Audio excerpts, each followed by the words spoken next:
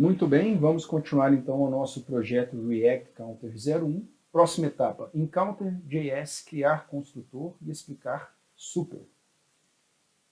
Ok, então vamos criar o construtor aqui. Para a gente criar o construtor, relembrando lá a aula de classes, constructor, e obrigatoriamente, no caso do React, a gente precisa escrever super. Se a gente não fizer isso, eu vou até salvar aqui, eu imagino que o React vai reclamar. Olha só, tá aí, dá um erro feio, né? Must call super constructor in the right class. Então deve-se chamar o construtor em classes herdadas ou derivadas antes de acessar this. Então, se eu criar um construtor e não tiver super, o React já reclama. Então, salvando aqui, parou de dar problema. Então, isso é obrigatório porque component tem um tanto de coisa aí que a gente vai reutilizar. Então, ele vai chamar o construtor de component. Então, é importante a gente lembrar disso aí. Bom, em seguida, criar o atributo thisCurrentCounter. Okay? Então, aqui é um bom lugar no construtor para a gente criar atributos. Eu até mencionei na aula, aliás, eu ainda vou mencionar isso, que atributos em classes React são muito pouco utilizados, porque a gente vai usar basicamente o atributo state. Mas nessa aula a gente não vai entrar em detalhes sobre o state, eu vou deixar isso para a segunda aula. Então, por enquanto, vamos lá, thisCurrentCounter, começar isso com 2, se não me engano é a imagem que eu deixei lá nos slides. Que é o atributo thisCurrentCounter. Então, relembrando também, é importante que atributos em classes, no caso do JavaScript, a gente precisa preceder de this. This, na verdade, é isto, ou este, esta, né, em inglês. Então, se refere a esta instância, ou este objeto da classe. Por isso que é importante a gente preceder as coisas com o this. Seguindo aqui, exemplificar JSX. Então, vamos fazer um overview de JSX. Eu sempre falei que parece HTML, mas não é. Tem algumas peculiaridades, tá? Vamos colocar um textinho aqui, colocar entre aspas. Vamos escrever algumas coisas aqui. Exemplo de JSX. Aí eu vou salvando, ele vai refletindo e ler. Né, temos 3 counters aí. Então, ó, por padrão, na grande maioria dos casos, parece HTML. Eu posso criar uma lista que vai replicar para todo mundo, certo? Mas tem algumas peculiaridades. Se eu precisar usar, por exemplo, uma classe de CSS, no HTML a gente faz class, recebe tal coisa, e define no CSS. No JSX a gente precisa obrigatoriamente escrever class name. Por quê? Class é uma palavra reservada do JavaScript. Para quê? Para isso. Então, para o React não confundir esse class com esse class aqui, a gente precisa escrever class name. Esse é o principal diferença entre o HTML e o JSX, a sintaxe, certo? Outro detalhe aqui que a gente, quando a tag não tem fechamento, tá? Por exemplo, a de imagem, MG, a gente coloca um caminho de uma imagem, por exemplo, teste.png. Não tem nada aqui, né? Geralmente no HTML a gente faz assim, pronto, acabou. Mas no JSX a gente obrigatoriamente precisa colocar essa barrinha aqui, senão dá erro. Tá? É um dos erros comuns que a gente vê, não roda, não roda, não roda. Procure isso aí, se você não colocou uma tag que não tem fechamento, não fechou ela com a barra. No HTML bem antigo era assim, o XML é assim, e como o JSX deriva do XML, a gente precisa colocar. Eu acredito que essas sejam as duas principais diferenças do JSX para o HTML. Outro detalhe importante é a interpolação. Então, vamos fazer a interpolação aqui. O que é o componente, no fim das contas? É um botão para a gente colocar um menos, outro botão para a gente colocar um mais, vamos ver como está agora, menos e mais, e no meio a gente vai ter um span para delimitar o elemento, e aqui a gente vai colocar this.currentCounter. Mas se eu colocar assim, ele vai entender que é texto, mas não é isso que a gente quer esse valor. Então, para isso, a gente tem que envolver isso em chaves. Aí sim o JSX interpreta esse conteúdo como JavaScript. Então, tá aí. Aí os botões ainda não está muito bonito, mas a gente ainda vai chegar lá. E também não acontece nada quando a gente clica nos botões. Isso a gente vai fazer aos poucos. Então, exemplifiquei JSX. Encounter. Modelar a classe dos botões com apoio do CSS. Então, aqui no botão, Vamos colocar essas coisas. Ó. Isso aqui faz parte do Materialize. Tá? Eu não decoro isso não, eu sempre vou lá e pego essa referência. Então olha só como é que ficou mais bonitinho. Botão vermelhinho. Então o Waves Effect ele dá uma visão aqui quando a gente clica, dá um efeito, né? Waves Light, aí vem o botão Red, a cor, e eu dou uma escurecida na cor. E no segundo botão, eu posso fazer a mesma coisa e trocar isso aqui para Green. Vamos ver como fica. Tá aí. Então temos aí botões interessantes, aí, mais bonitinhos, com o apoio do Materialize. Aos poucos, sempre que a gente precisar, eu dou uma olhada lá no site do Materialize e mostro para vocês. Mas a gente não, esse módulo não é de Materialize em si, a gente vai usar como ferramenta. O foco nosso aqui é o React. Então, está criado o botão, a gente precisa fazer uns espaçamentos ali, mas a gente ainda vai chegar lá. Na verdade, agora, né? Criar arquivo counter.module.css na mesma pasta de counter. Essa questão de module é importante, é uma das formas da gente usar o CSS. Eu acredito que é a mais tranquila, a mais didática da gente usar. Então, por isso que eu vou utilizar aqui. Então, vamos lá. Dentro de counter, mais um arquivozinho aqui, counter.module.css. É importante ter esse sufixo module aí, a gente utilizar esse conceito de CSS modules. Lá no CSS vamos criar essas classes, então. Vamos agilizar aqui, porque o nosso foco é o React. Então, counter container e counter value. Perceba que eu estou usando uma sintaxe parecida com variáveis no JavaScript. Isso é importante para essa didática de CSS modules. Se eu colocar hífen, vai dar problema. Mas aqui dentro é CSS puro mesmo. Então, eu estou mudando a fonte, estou dando os espaçamentos, aumentando o tamanho da letra.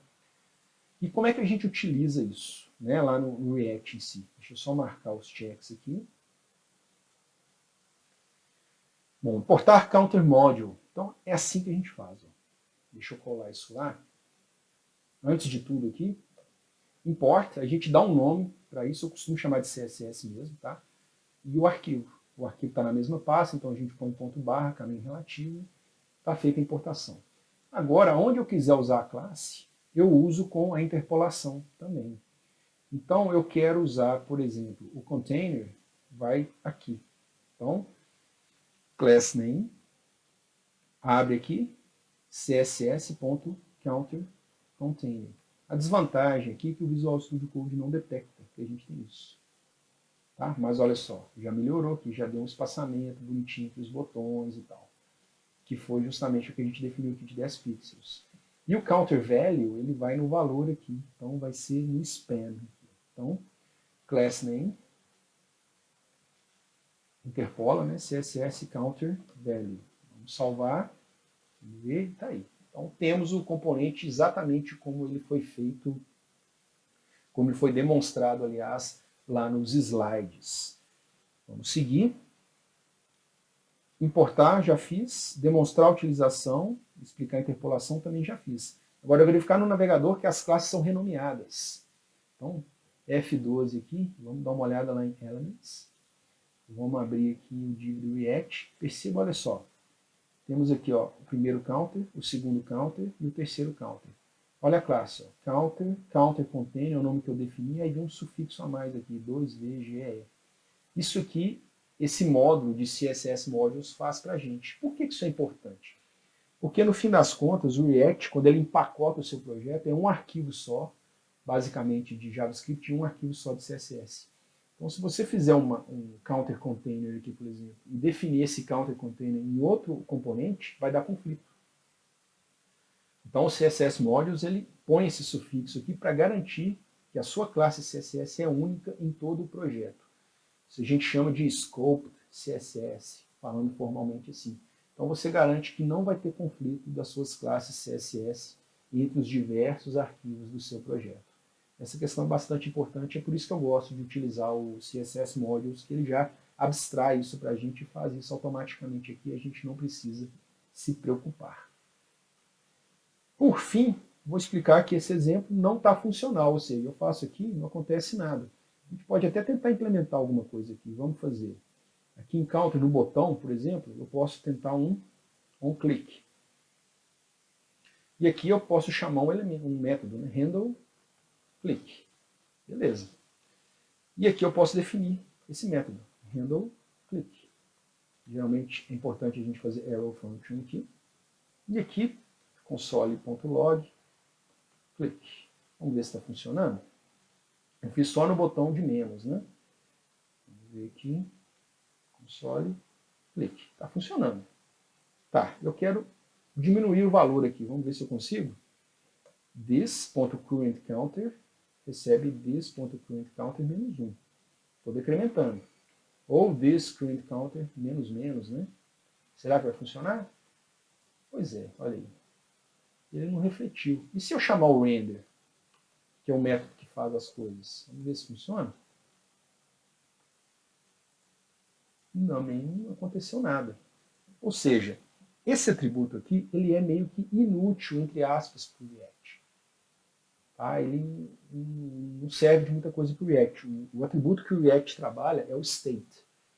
Então, é por isso que eu criei esse projeto agora, para mostrar algumas coisas importantes sobre o React, questão de importação, exportação de arquivos, criação do construtor, invocação de super, criação de atributos. Em alguns casos a gente precisa criar métodos também, isso é importante, esse método está correto, a criação dele, é só a implementação mesmo que a gente precisa linkar com um atributo especial do React chamado state. E para isso eu preferi separar em outra aula.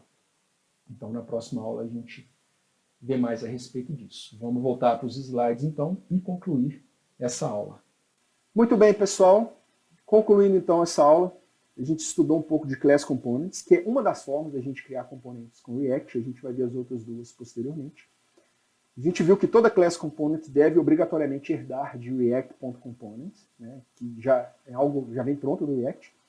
E quando você utiliza o construtor em component, lembrando que o construtor é algo opcional, nem toda classe precisa ter, mas quando você cria um construtor no React, na class component do React, você tem que obrigatoriamente chamar o super, que vai chamar o construtor de component. Então vai injetar várias funcionalidades ali. Isso é importante a gente lembrar.